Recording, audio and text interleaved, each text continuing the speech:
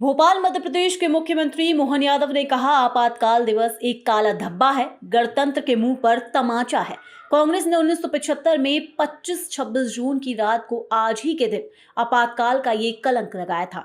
इंदिरा गांधी ने कोर्ट के फैसले के बाद ऐसा किया था। कांग्रेस अपने निजी फायदे के लिए कभी कानून व्यवस्था या नियमों का पालन नहीं करती।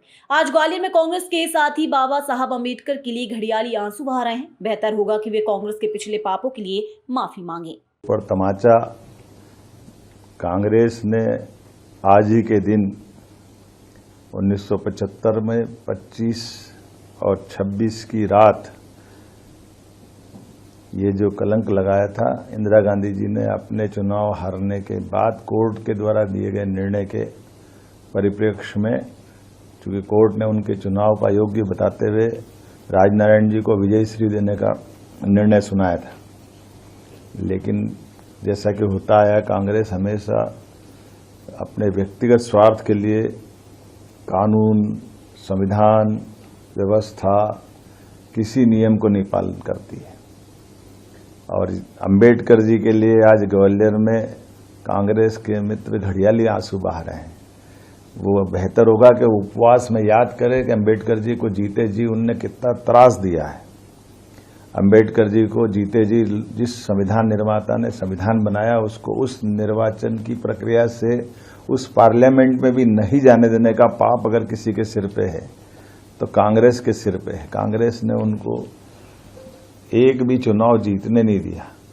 उपचुनाव जब उनके दो पार्टी के जीते, एक उपचुनाव में उनके सदस्य ने इस्तीफा देकर उनको निर्वाचन का मौका दिया, तो प्रधानमंत्री रहते हुए तत्कालीन प्रधानमंत्री श्रीमान जवाहरलाल नेहरू उस उपचुनाव में भी प्रचार करने गए और वहां पर भी उनकी आत्मा उनको हरा करके मानी।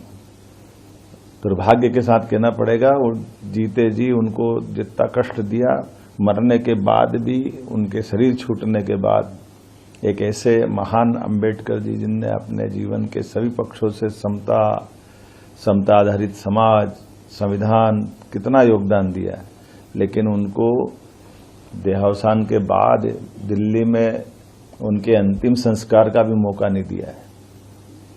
मजबूरी में उनकी उस मृत शरीर को लेकर के हवाई जहाज से बंबई जाना पड़ा, और उससे बढ़कर के कांग्रेस के लोगों ने अन्याय करते हुए उस विमान के किराए का वसूली भी उनकी पत्नी से की। कल्पना कर सकते कि कांग्रेस कहां तक नीचे जा सकती।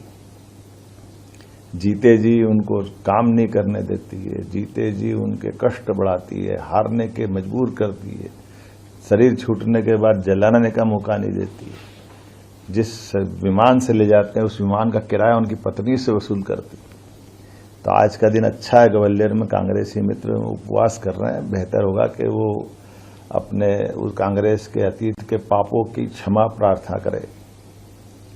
और ये जो पूरा घटनाक्रम अंबेडकर जी के प्रतिमा को लेकर के ये पूरा संकट खड़ा किसने खड़ा किया? कांग्रेस ने पहले विरोध किया, और कांग्रेस ही आज बजाय ये कोर्ट में, हाई कोर्ट के चीफ जस्टिस की कमेटी के पास जाए, उनसे वहां निवेदन करे कि हाँ आप जल्दी निराकरण करो, हमारा पक्ष सुनो, लेकिन बजाय वहां करने के वोट की राजनीति करने, ग्वालियर में जनता को मूर्ख बनाने आए। जनता सब जानती है, और बहुत अच्छा संयोग है। जिस दिन वो संविधान की आत्मा रोई थी, संविधान के साथ अन्याय करा था कांग्रेस ने, उस दिन उन्हें उपवास करते हुए ये दोनों झूठ के पर्दे खुलेंगे।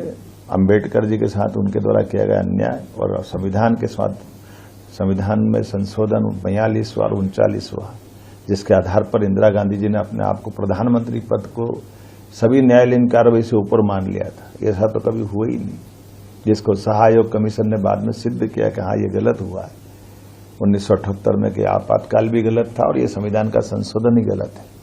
इससे बढ़कर क्या होगा? तो बेहतर होगा कांग्रेस अपनी आत्मा के अंदर टटोले और लोकतंत्र की भावनाओं को जाने। जनता इसीलिए उनको घर बिठाती है, और ऐसी हरकतों से और जनता की निगाह में वो नीचे गिर रहे हैं।